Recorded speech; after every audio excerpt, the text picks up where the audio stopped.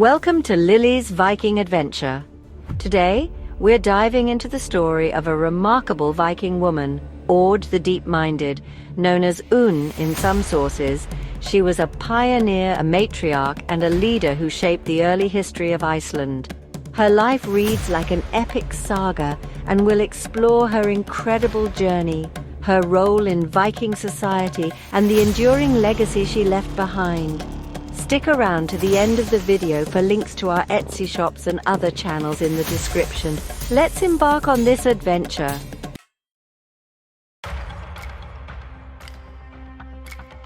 Aud Ketilsdottir, or Aud the Deep-Minded, was the daughter of Ketil Flatnose, a prominent Norse chieftain with strong ties to Norway and Scotland.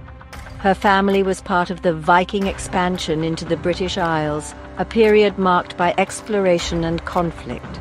Aud married Olaf the White, a Norse Gaelic king of Dublin, whose reign established a powerful Viking presence in Ireland.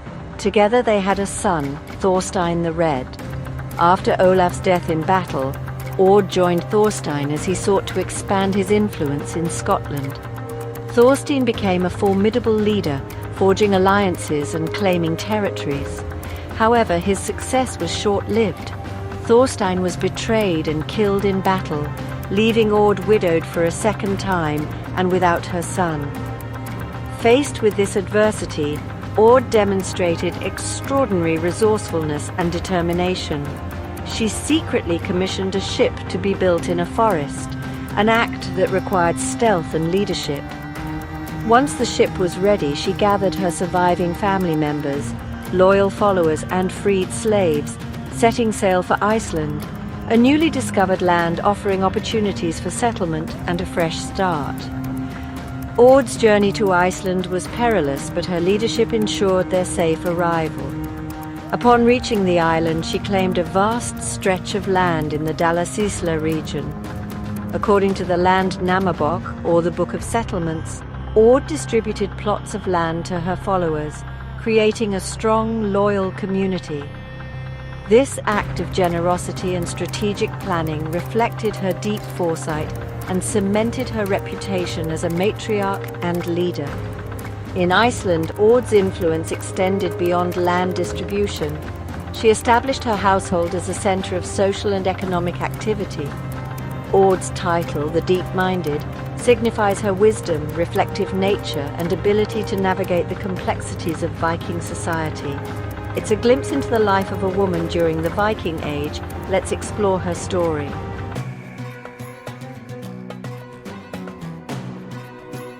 Aud was more than a settler. She was a leader and a matriarch. Her title, the Deep-Minded, reflects her wisdom, foresight, and strategic thinking. In a society where men often dominated leadership roles, Aud stood out as a woman of influence. One of Aud's notable acts was hosting a large feast in her twilight years. At this gathering, she declared the inheritance of her lands, ensuring her descendants' prosperity. She passed away shortly after, leaving behind a legacy of fortitude, resourcefulness, and leadership.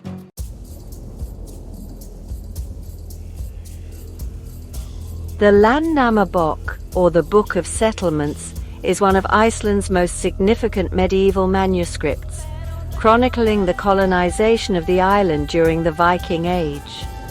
Written in Old Norse, it provides detailed accounts of the settlers who arrived in Iceland between the late 9th and early 10th centuries, offering a unique glimpse into the history, culture, and genealogy of early Icelandic society. The text was likely composed in the 12th or 13th century, with the most notable contributions attributed to Ari Thorgilsson, an early Icelandic historian. Later scribes, including Sturla Thordarson, revised and expanded the work. The Landnámabók is divided into 5 parts, each focusing on specific regions of Iceland and the settlers who claimed land there.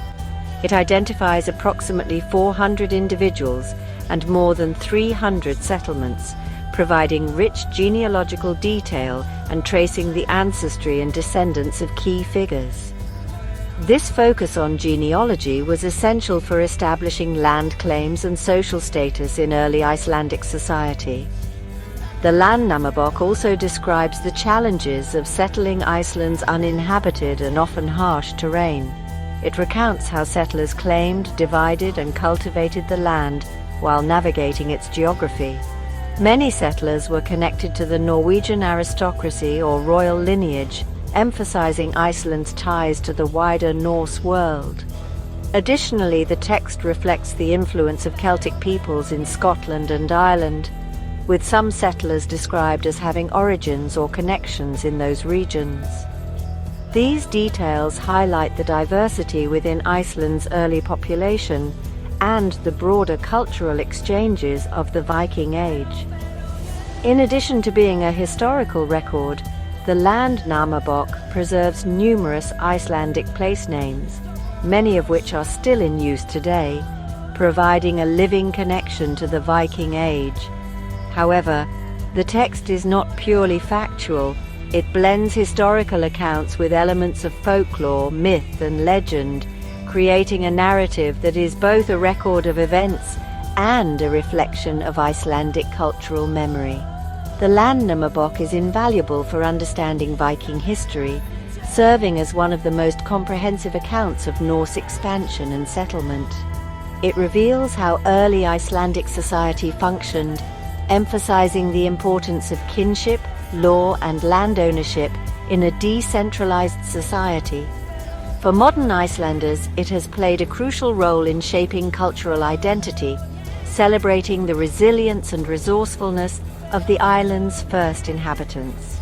The Landnámabók survives in 5 medieval versions, though some are fragmentary. These include the Sturlabók, attributed to Sturla Thordarson, which is one of the most detailed versions, and the Hauksbók, compiled by Hákon Erlendsson, which features additional commentary. Other versions include the Mellabók, a shorter and less complete text, as well as the Skarðsabók and Þórðarbók, later variations drawing from earlier sources. Translations of these versions into modern languages continue to serve as critical resources for historians, archaeologists, and enthusiasts of Viking and medieval Scandinavian history. The story of Odd the Deep-Minded is not just a tale of survival and exploration. It also provides a lens through which scholars analyze the roles of women in Viking society, the significance of settlement patterns, and the transmission of cultural values. Let's dive deeper into what the sources and modern scholars say about her life and legacy.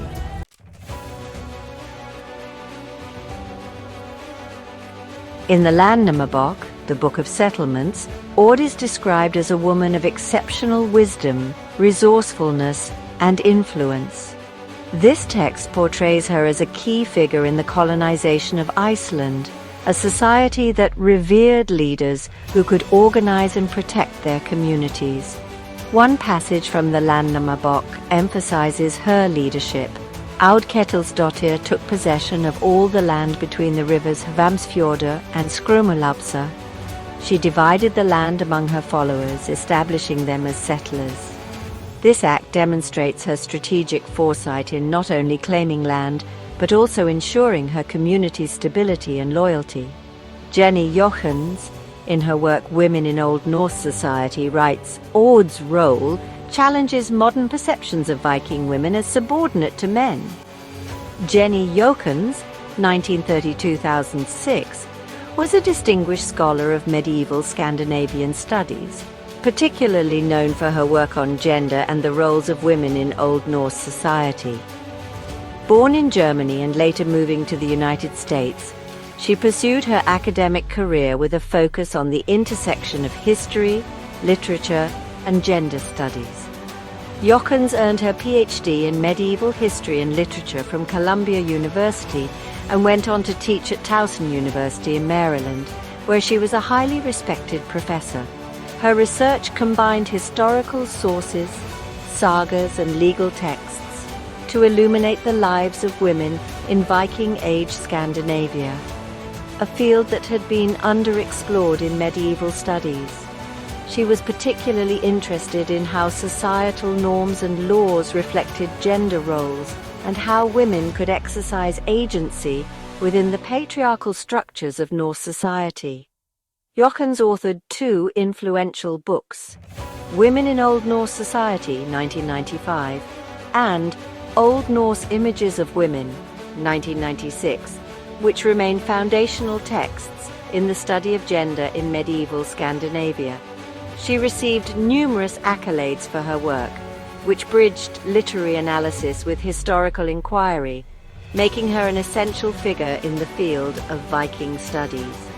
In Women in Old Norse Society, 1995, Jenny Jochens provides a groundbreaking examination of the roles, status, and experiences of women in the Viking Age.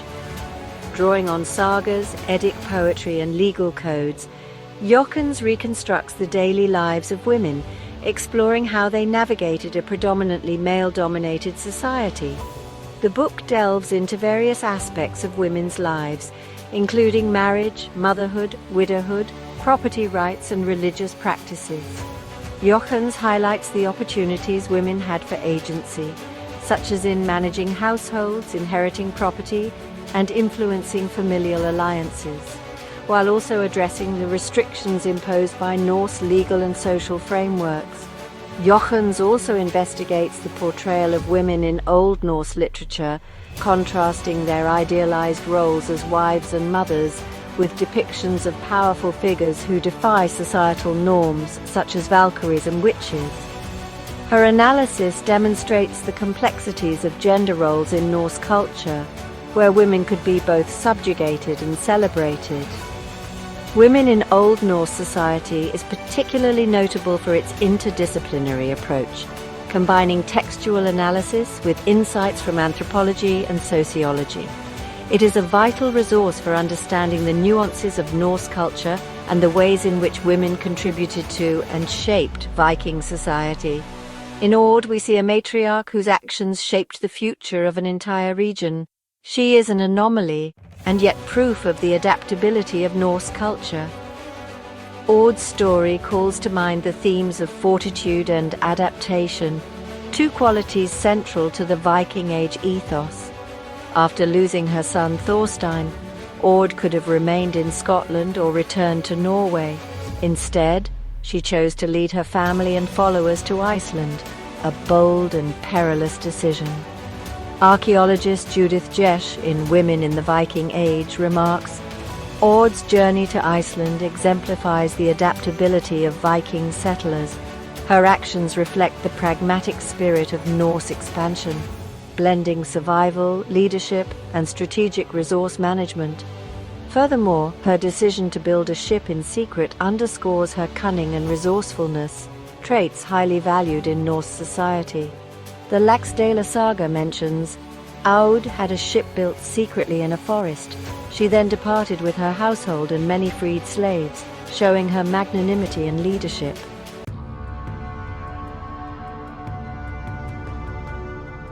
In Iceland, Ord's actions laid the groundwork for a thriving settlement. Scholars note that her distribution of land to her followers not only ensured their survival, but also reinforced Norse customs of loyalty and kinship.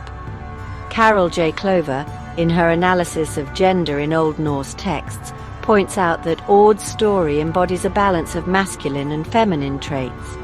Carol J. Clover is an American scholar renowned for her work in Old Norse studies, medieval literature, and film theory. She is a professor emerita of Scandinavian and rhetoric at the University of California, Berkeley, where she made significant contributions to the fields of medieval studies and cultural analysis. Clover is particularly known for her interdisciplinary approach, blending philology, literary criticism, and feminist theory.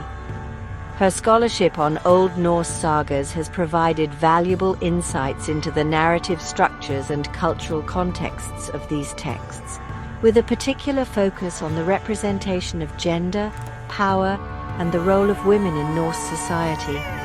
In addition to her contributions to medieval studies, Clover is also highly regarded for her work in film studies. Her influential essay, Men, Women and Chainsaws, Gender in the Modern Horror Film, 1987, laid the groundwork for her book of the same name, published in 1992. This work introduced the concept of the final girl, a now iconic term in film theory that analyzes the role of the female survivor in slasher films.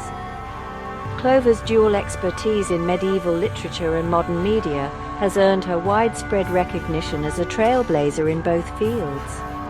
Her contributions to Norse studies, particularly regarding gender roles and narrative forms, remain an integral part of the academic discourse on Old Norse literature and culture. Ord's leadership combines the aggression and decisiveness often associated with male chieftains and the nurturing, community-focused values attributed to women. Her character bridges these worlds, making her an exemplary figure. Ord the Deep-Minded story is proof of the strength, wisdom, and adaptability of Viking women. Her life offers us a rare glimpse into the complexities of Norse society, where individuals could defy expectations and leave a lasting legacy. If you enjoyed this deep dive into Viking history, be sure to check out the links in the description for our Etsy shops and other channels. Don't forget to like, subscribe, and join us for more Viking adventures.